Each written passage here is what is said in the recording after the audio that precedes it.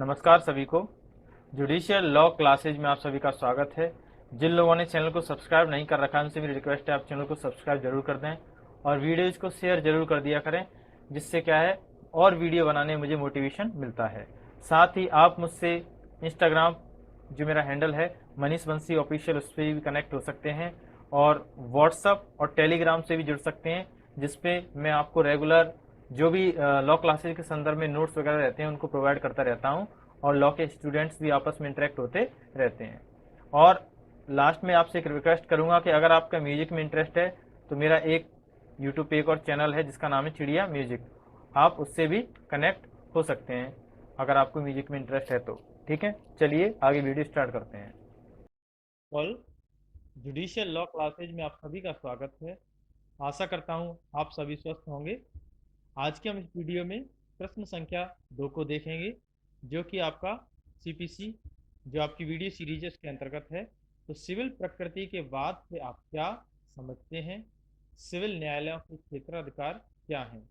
इस वीडियो में हम बेसिकली देखेंगे कि सिविल प्रकृति के वाद किस प्रकार के होते हैं और न्यायालयों के क्षेत्राधिकार क्या हैं उसके संदर्भ में मेन पॉइंट्स देख लेते हैं इस क्वेश्चन के। इस वीडियो में मैं आपको एक चीज़ और बता दूं, यहाँ पर मेन पॉइंट दिखाने का मेरा उद्देश्य सिर्फ इतना रहता है कि आपके माइंड में पूरे क्वेश्चन को लेकर एक ओवरव्यू रहे, इस क्वेश्चन में हम क्या क्या पढ़ेंगे। और साथ ही जब भी आप मेन पॉइंट्स को याद रखते हो तो आपको क्वेश्चन पेपर में आंसर लिखते समय काफ़ी आसानी होती है कि हमें ये की पॉइंट्स हैं, उनको संदर्भ लेकर के पूरा आंसर हमें राइटिंग करना है। ठीक है, तो ये क्वेश्चन लिखने के हिसाब से भी सही है और नॉलेज बेस के हिसाब से भी सही है। तो पहले इसमें हम परिचय देखेंगे, नंबर 2 पर देखेंगे सिविल न्यायालयों का क्षेत्राधिकार, नंबर 3 पर देखेंगे न्यायालय सभी सिविल वादों का परीक्षण कर सकते हैं या नहीं कर सकते, ये क्वेश्चन मार्क। नंबर 4 पे देखेंगे सिविल प्रकृति के वाद और नंबर 5 पे देखेंगे वाद जो सिविल प्रकृति के नहीं हैं, ऐसे कौन कौन से वाद हैं जो सिविल प्रकृति के नहीं होते हैं। नंबर 1, परिचय। तो मामले मुख्य रूप से दो प्रकार के होते हैं, सिविल प्रकृति के मामले और आपराधिक प्रकृति के मामले। और चाहे सिविल मामले हों चाहे आपराधिक मामले हों, इन सभी के न्यायालय अलग अलग होते हैं और न्यायालय की शक्तियाँ जो होती हैं वो भी अलग अलग होती हैं। केस के हिसाब से वेरी करता है कि किस प्रकार का मामला है और कौन से न्यायालय में है। तो सिविल और आपराधिक दोनों प्रकार के मामले अलग अलग होते हैं, दोनों के ही न्यायालय अलग होती हैं, क्षेत्राधिकार और शक्तियाँ भी अलग अलग होती हैं। नंबर 2 देख लेते हैं सिविल न्यायालयों का क्षेत्राधिकार। सीपीसी 1908 की धारा 9 के अंतर्गत बताया गया है। तो सिविल न्यायालय का जो क्षेत्राधिकार है वो किसी किसी एक एक विषय के संदर्भ में हम नहीं देख सकते हैं, इसके कई पहलू बनते हैं। तो पहला जो विषय है वो विषय वस्तु संबंधी क्षेत्राधिकारों को देखेंगे, यानी जो विषय वस्तु है उसके संदर्भ में उस सिविल न्यायालय का क्या क्षेत्राधिकार रहता है, यानी किस प्रकार की विषय वस्तु जो है वो सिविल न्यायालय में आएंगी। तो विषय विषय वस्तु संबंधी केस को देख लेते हैं कि कौन कौन से केस हैं जो विषय वस्तु से संबंधित हैं और वो सिविल न्यायालय के क्षेत्राधिकार में आते हैं। तो सभी न्यायालयों में सभी प्रकार के मामले नहीं देखे जाते हैं, हम पहले ही बात कर चुके हैं।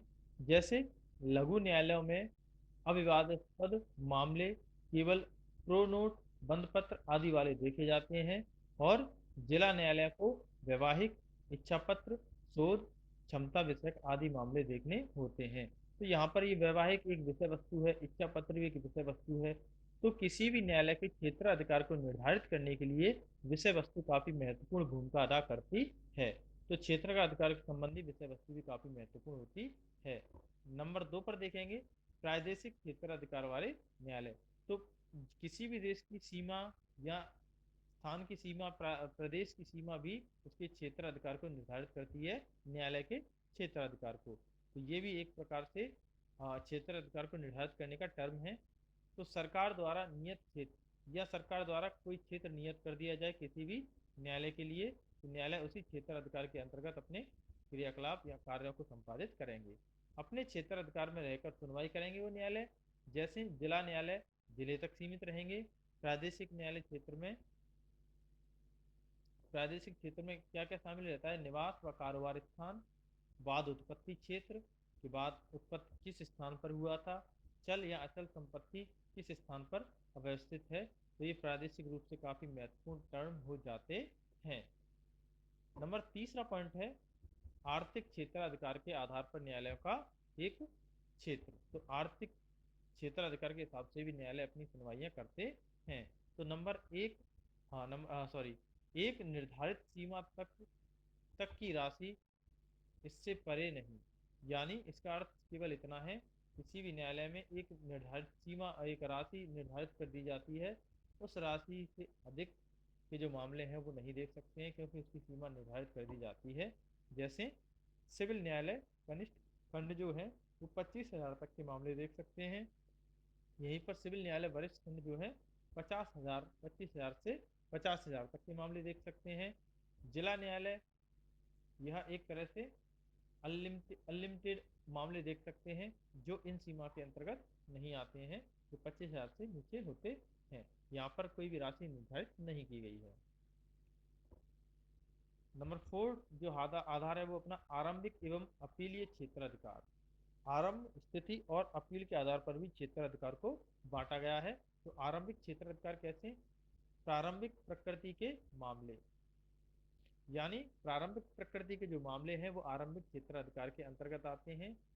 कि कोई भी मामला स्टार्ट हुआ तो प्रारंभिक रूप से उन्हें किस न्यायालय में भेजना है। तो जो न्यायालय प्रारंभिक रूप से उन मामलों को देखते हैं, उन्हीं न्यायालयों में उन मामलों की सुनवाई की जाएगी।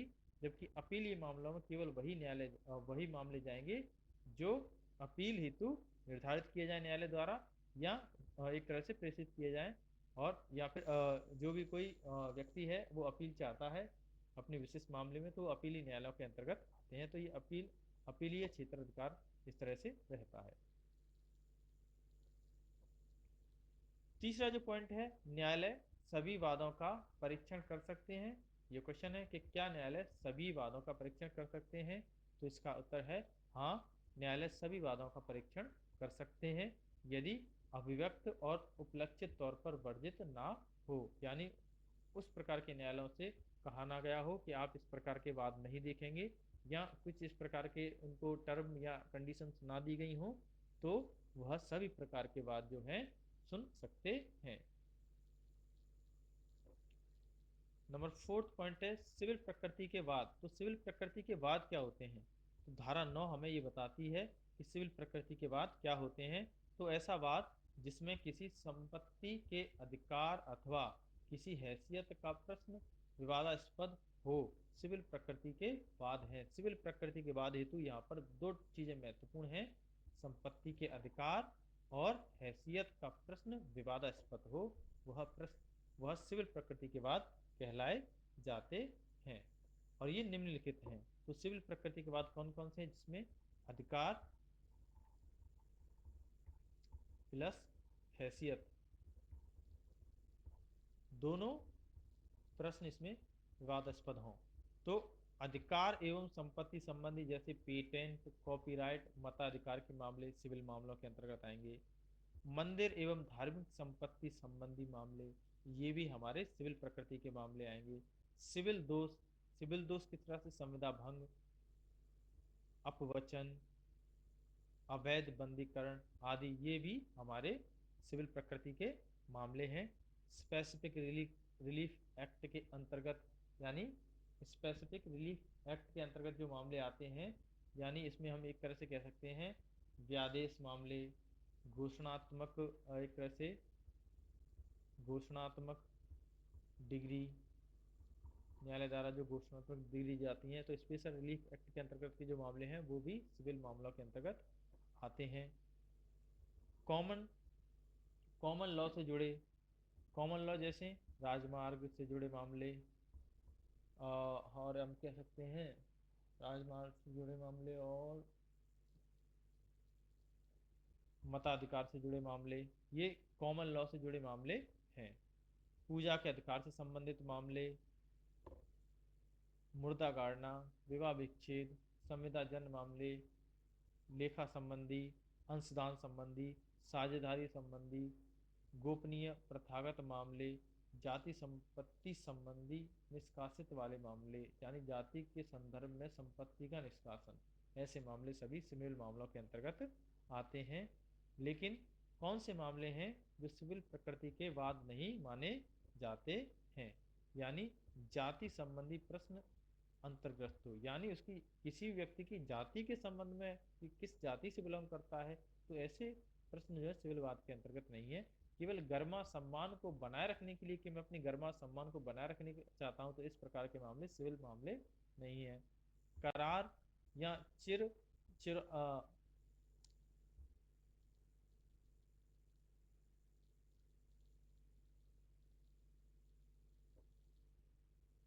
चिरोधिकार पर आधारित ना हो, यानी यहाँ पर अधिक समय के लिए कोई व्यक्ति अपनी एक संपत्ति का अधिकार करना चाहता है सदैव हमेशा के लिए, तो ऐसे भी मामले हैं जो सिविल वाद के अंतर्गत नहीं आते हैं। फोर्थ है अधिनियम द्वारा वर्जित, और अधिनियम द्वारा जो वाद वर्जित कर दिए जाते हैं वह भी सिविल प्रकृति के मामले नहीं है। राजनीतिक मामले, लोक नीति के विरुद्ध जो मामले हैं वो भी सिविल प्रकृति के वाद नहीं माने जाते हैं।